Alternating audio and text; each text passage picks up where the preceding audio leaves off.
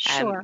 Thank you. Mr. Flack, I did note in the Auditor General's report that the $500 million error was only mentioned once in sort of almost a throwaway line, and I am concerned on behalf of taxpayers, and as is my duty to hold Liberal government to account for this program, that no one is being held accountable for this $500 million error.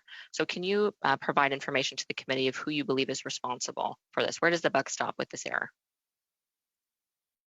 I'm happy to take on that accountability myself. It wasn't an error, it was a known design criteria. So we knew when we were launching the benefit that it was not possible in the time we had to have real-time reconciliation between the two systems that were being held.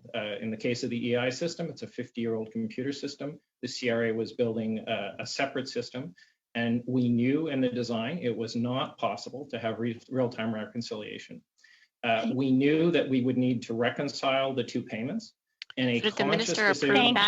Thank you. I'm sorry, your time is up.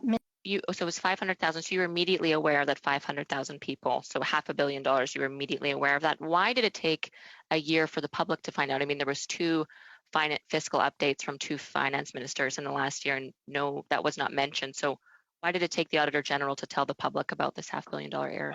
I'm pretty confident we briefed parliamentarians throughout this about the fact that we were not able to put an automated real-time system in place, that we then put a blocking system in place. But you knew about the amount, correct? And we didn't find out about it until recently. Is that not correct? I don't recall if we gave a specific amount. I think we might have said. You don't recall if you told the public about a $500 million. You don't call it an error, but I'm calling it an error. You don't recall if you had to release that to the public, that information?